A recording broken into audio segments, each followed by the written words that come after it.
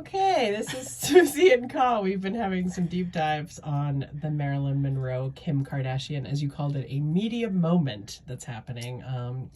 And I was telling you, I am moving away from this, but I have to indulge because I have told you that I felt very bullied and gaslit by them in 2018. And like this new wave of stuff has triggered a lot of that old pain for me. So I'm trying to like find some humor in this. I'm trying to find some commentary and some ideas that can go forward rather than backwards so I can continue to heal. So taking my personal stuff out of it, like let's look at the dress itself. Do we even think it looked good? I mean, not that I'm a fashion commentator, but what do you think about it? I didn't see it originally. I mean, the whole thing, I saw glimpses of it, but I think really more than anything, trying to emulate Marilyn Monroe, and she had a very tragic life. Very tragic, like extremely problematic, and not someone you would want to, like, we've seen posters of her, we've seen, you know, the wind blowing up the dress moment and the happy birthday moment, which I guess this dress was supposed to be when she sang happy birthday.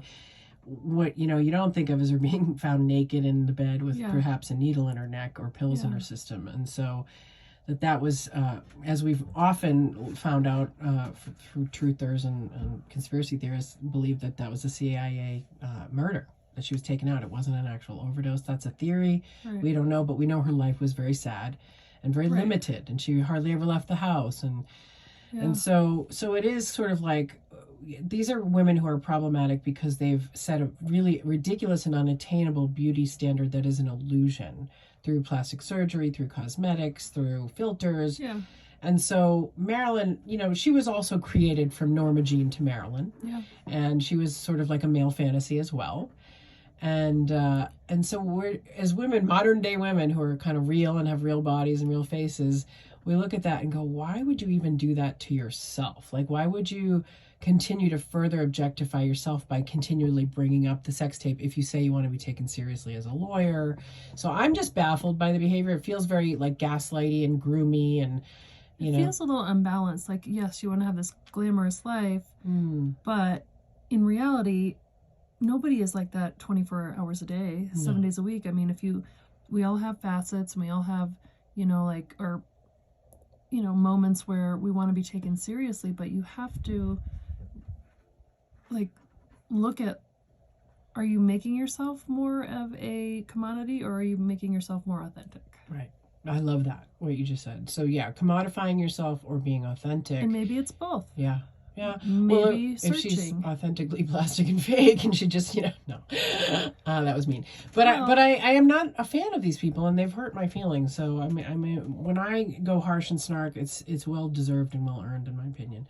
I wanted to befriend them. I wanted to, you know, be proud of them as businesswomen, and I believed in their lie. And so the cognitive dissonance I'm experiencing is, again, when you confront your high school bully and you go, hey, why'd you do that? That was shitty. And then, you know, so I'm never going to get that moment with them. That's they won't, you know, lower themselves to actually have a real conversation with me or admit what they did. That's, you know, they wouldn't know that would be grounds for more lawsuits, where I'm just more like, I am the kid who at 5 years old wanted to be friends with everyone. I am the kid at 8 years old who wanted to have pen pals all over the world. And I didn't care what color your skin was. And I didn't care, you know, I don't care how people vote, or, you know, what they weigh, or their income, or you know, their religious beliefs. I really just try to love people from the heart. But when I've been hurt, boy, you know, I am seeing this poisonous side of me coming out, of wanting them to fall because of the damage I feel they've done to girls and women through the body image stuff, through the lying, through the stealing of content of, you know, smaller creators, and then exploitation of the nannies and the housekeepers and the gardeners. So, and then Astroworld, which is a sidebar, but, you know, that just the people dying, and then, you know, so the whole thing. So we know a lot of this is psyops, you know, the Depp and Amber stuff, the Will and Jada stuff, and now the Kim and, you know, Kanye stuff. We know it is a distraction technique for deeper, darker, nefarious things that the elites do, correct? Like, we know that they want to keep you spinning with the smoke and mirrors and the fake outrage, and kind of like, look over here, not over there, you know? So if you look at that, and, you know, they've been on Oprah and on all the talk shows, all the late night talk show boys kiss their asses and you know, love them up. So if we look at that, why as a society are we not seeing through it? Why is it still like she's coming off her pedestal a little with this? Let's take away the media moments. Like, what if these people didn't have those moments? What would they be providing and contributing to our lives and our society? Nothing. So nothing why good. are we nothing so meaningful, nothing real? Yeah. Obsessed because it's on TV or it's on YouTube or Instagram? Well, it's the fake glamour and the shine that we fall for, thinking, oh, they have it so easy and their life is so glamorous, when we know that must be a hard way to go. And I certainly wouldn't mind their wealth, because I feel I would do better things with it and more philanthropic things than fluffy or frivolous. But that's my thing with that. My beef with that. So okay, so they have all this wealth. We know that, pride goeth before us, fall. We know that, the coverage, the media coverage. I mean, I'm almost more disgusted with the people who have covered them and exalted them and puffed them up and made them these quote unquote icons, which to me an icon is, I can't even think of anyone anymore, because I used to want to say Ruth Bader Ginsburg or people like, big heroes like that. But who do the work and don't. But I mean, even she can be problematic, and Mother Teresa can be problematic. And so it's not even about heroes or pedestals anymore. I think it's like you're saying, it's attention and how much of that and energy and time and that's a currency that we don't want to be feeding this machine anymore. Whatever face it takes, whatever dress it wears, and however it shows up, right? Yeah. So I think there's a lot of punky, pranky energies that go on in that world, because they are rich, bored kids who have access to technology, and they're unhappy. I think they're deeply, wildly, soulfully unhappy. So any final thoughts on what is the antidote? What do we as normal, regular, don't have silicone or Botox women, how do we just look away from it and just feel good about ourselves, look in our own mirrors and our own souls and just go, that's not me, that was never me, and I don't want that life, I think it takes time. I feel like we have to unlearn that, because it's conditioned. Yeah. And it's just constantly bombarding us from all directions, right? Yeah. So and I don't want to say no men feel that way, but it's a lot more towards our gender. Yeah.